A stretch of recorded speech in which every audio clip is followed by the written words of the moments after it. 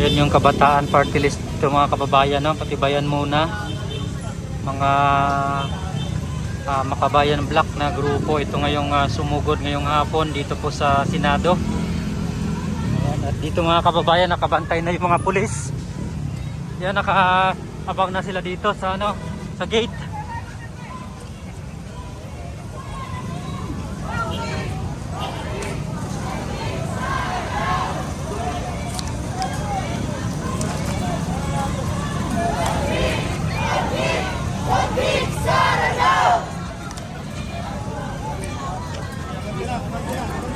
Dikit lang mo. Dikit, dikit.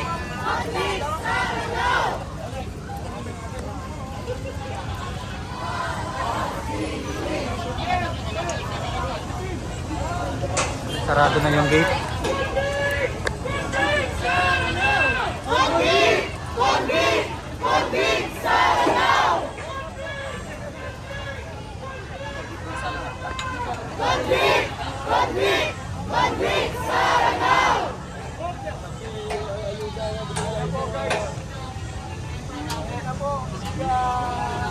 Buti na ako.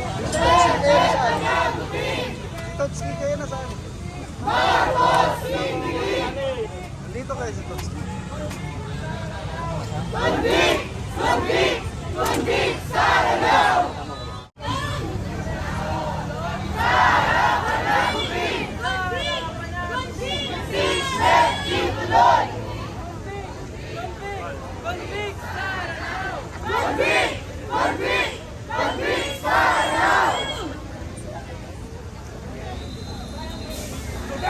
¡Walang cuenta! ¡Escudero! ¡Marcos Singilin! Ang tao! Ang bayan! Ngayon ay lumalaban! Ngayon ay lumalaban! Ang tao! Ang bayan! Makibaka! Huwag matakot! Huwag matakot! Makibaka! Convict! Convict! Convict Saranao! Convict! Convict! Convict Saranao! Convict! Convict! Convict Saranao! Convict! Convict! Convict Saranao! Dito sir sa police post.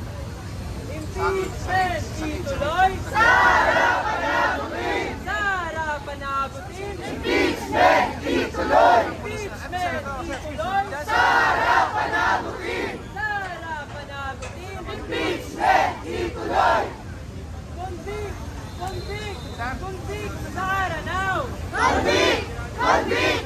Convict Saranao! Impeachment! Ituloy! Sara panagutin! Sara panagutin! Impeachment! Ituloy! Convict! Convict! Convict Sara now! Convict! Convict! Convict Saranao! Convict! Convict! Convict Sara now! Convict! Convict! Convict Saranao!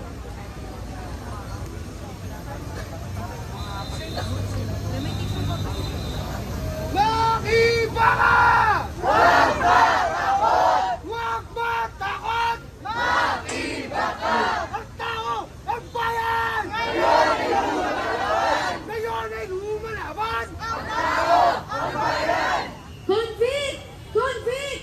Convict Saranao! Convict! Convict! Convict Saranao! Convict! Convict!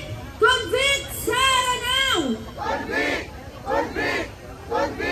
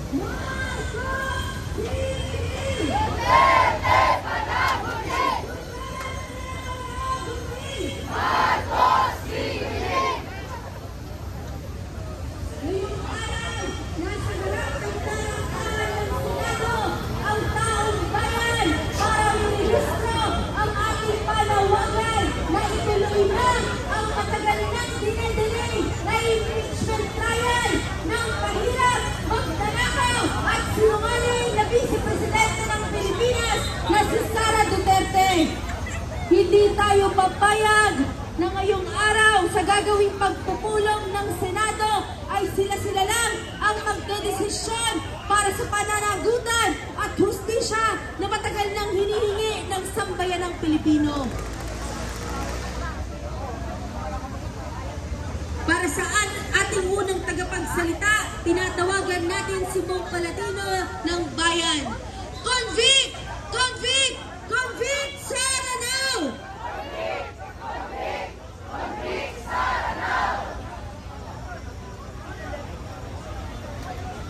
Impeachment ituloy! Sara panagutin! Mga kababayan, ilang minuto mula ngayon, magsisimula ang session ng Senate. At ang ating mensahe sa mga senador, sa ating mga senador, nabuboto mamaya sa impeachment, ang ating mensahe sa inyo, mahiya naman kayo! Sabay-sabay tayo mga kasama, mahiya naman kayo! Sa ating mga senador, mahiya kayo sa taong bayan kung kayo ay magbobotohan para ibasura ang impeachment. Mahiya kayo sa mga Pilipino na nagbabayad ng buwis, sa mga manggagawa, sa mga magsasaka, sa mga maralita. Mahiya kayo sa taong bayan kung ang una niyong gagawin sa pagbubukas ng Kongreso ay para ibasura ang impeachment.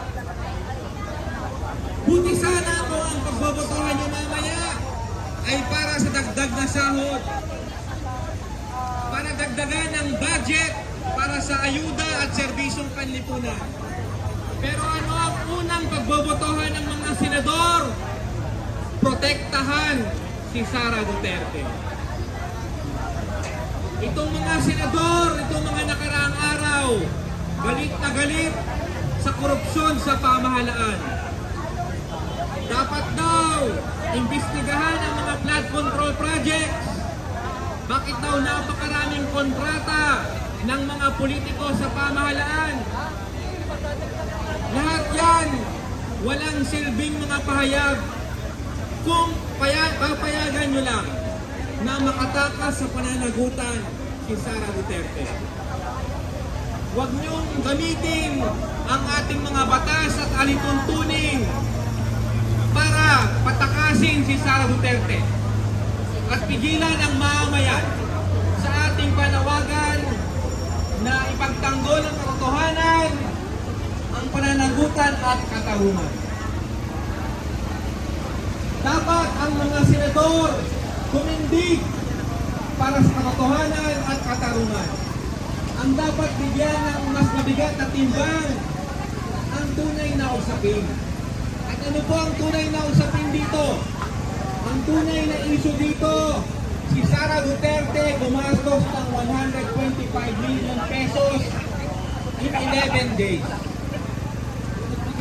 Ang kanyang confidential funds, 600 million pesos. Huwag niyong sabihin na ito ay hindi issue ng mga karaniwang tao. Dahil ang pera na yan, dapat sana nagamit para sa ating mga eskwelahan, sa ating mga ospital, sa ating mga pabrika, at sa ating mga pamayanan. Subalit, ang pera na yan ay binulsa lamang ng mga tulad ni Sara Duterte. Kaya kung ang mga senador ay para sa katotohanan at katarungan, dapat hindi ibasura ang impeachment. Dapat tumindig ang mga mambabatas na habulin itong desisyon ng Korte Suprema at igiit na kailangan sundin kung ano ang tama, at yan po ay pagtindig para sa katotohanan, pananagutan at katarungan.